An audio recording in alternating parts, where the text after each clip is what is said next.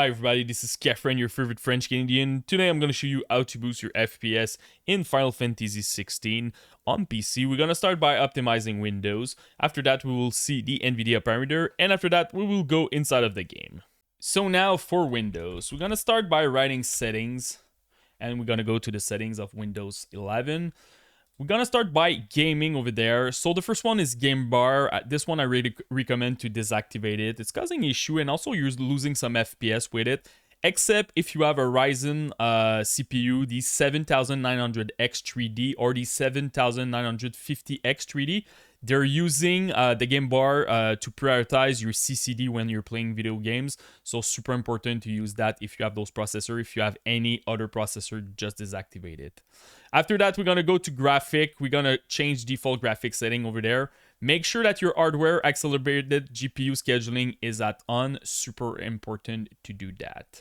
We're going to go to gaming again, capture, make sure that everything is deactivated like this. So you want to save all your resources. And the last one is game mode. Now game mode honestly is really good. Back then with Windows 10, it was a bit sketchy and a lot of like stuttering issue, but now you really need to using it to make sure that all your resources are prioritizing your video games. Another thing that I recommend, we're going to go to system, is your power. Back then we were recommending to use the best performance, but now honestly just use balance. You will have better boost clock, longer boost clock. I did a couple of benchmark balance versus best performance, and honestly I'm getting better result with balance, so super important to do that. Another thing I want to mention is some recommendations. So make sure that your XMP profile is activated if you have it on your BIOS. Super important. Make sure that you download the latest chipset driver for your CPU if you have an AMD or Intel. Also, make sure that you update your BIOS to make sure that you have all the latest update from your CPU or your motherboard provider.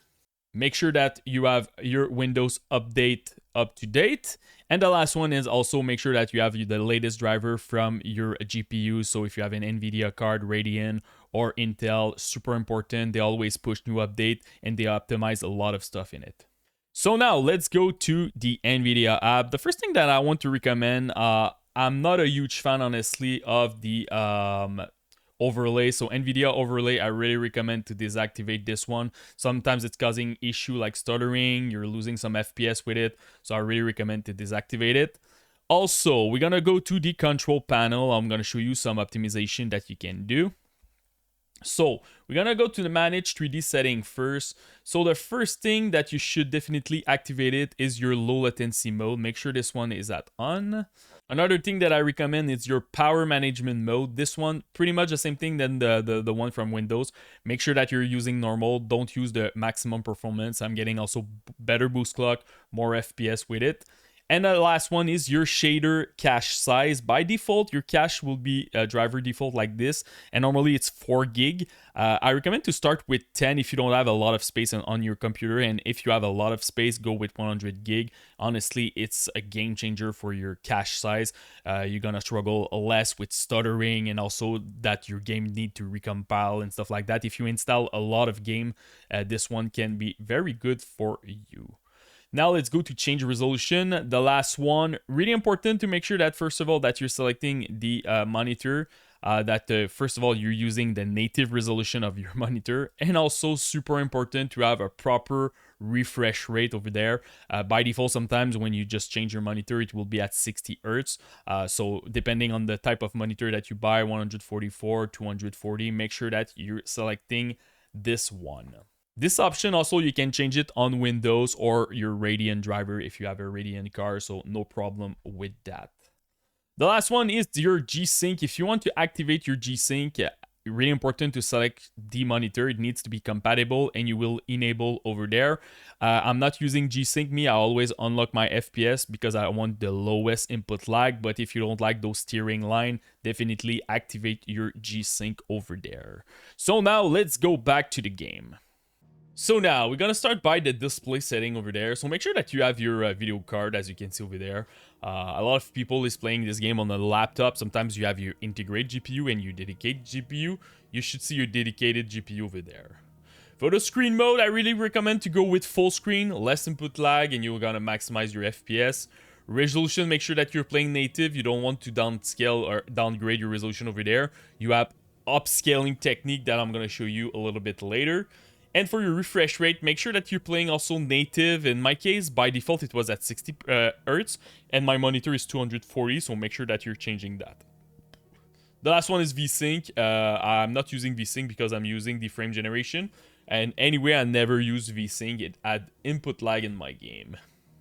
So now the graphics settings. So first of all, we're going to start by the upscaling technique. You have two main one, I can say. For an example, if you have an RTX 4000 series and more, you should use the DLSS 3, honestly. It's pretty good. And upscaling, I recommend to go with quality. You can expect 10% boost in your FPS.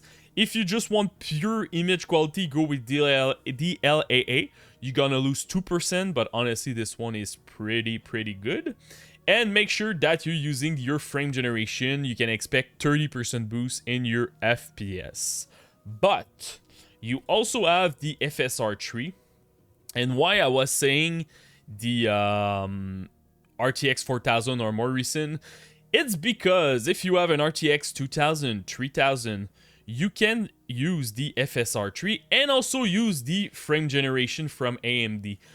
So it's not available if you're using DLSS with NVIDIA. It's just for 4000 series or more recent. So FSR tree is a good choice. Right now, I have a second computer who's running at 2070. And honestly, this parameter is a lot better than my DLSS because I can use the frame generation. So for FSR 3, pretty much the same thing. Go to upscaling. I recommend to go quality. You're gonna have like 8% boost in your FPS. Don't go lower, the game looks too blurry. And also you have a native AA. It's a bit like the DLAA from NVIDIA if you want to use that. And make sure that you're using your frame gen. You can expect 20 to 25% boost in your FPS. So that's pretty good over there. For the sharpness, it's pretty much the same thing for both DLSS and FSR. If you feel that your game is too blurry, go higher. And if you feel that it looks too much like an Instagram filter, go lower. Me, I'm playing at 8. So let's go back to DLSS. Okay, good. So I'm not using motion blur, vignette, and chromatic aberration. So those one you can uncheck. NVIDIA Reflect, if it's available, for sure, go with it. Graphical fidelity, I recommend to go with medium, a nice 3% boost versus high. But if you compare low and medium, a huge difference in the image quality for like 2% in your FPS improvement. So I recommend to go with medium. Texture quality, if you have 6 gig and more VRAM, you can go high. Mid, I recommend 4 gig, and less than 4 gig, go with low. Terrain detail, I recommend to go with mid over there. So you can expect a nice 4% boost versus high. Medium versus low, I saw 2% difference, so my recommendation is go with medium. Shadow quality, this one will provide you the most of your FPS if you compare with other settings. High versus to low, you can expect 12% boost, so this one definitely go with low. Water quality also, a nice boost over there, and I don't see a big difference, honestly, in the image quality between mid and low, and you will see your difference in your FPS. Clutter density, go with low, a nice 5% over there. And NPC quantity, this one can tank your performance in big cities, so it really depends. Maybe start at mid. If you're struggling in cities, go with low for this one. After that, I recommend to deactivate all of them. You can expect like 10 to 12%, but ambient occlusion is a bit tricky. The game looks very flat without it, so my recommendation is if you feel you just want like a decent image quality, you're not just about FPS, definitely check the ambient occlusion. It's a good setting to have on this game. So this is pretty much it, guys, for my guide for Final Fantasy XVI. If you have any question, just comment in the YouTube section, post me your rig, CPU, GPU, and RAM. I will try to help you the best that I can. And don't forget to subscribe to the channel. Peace.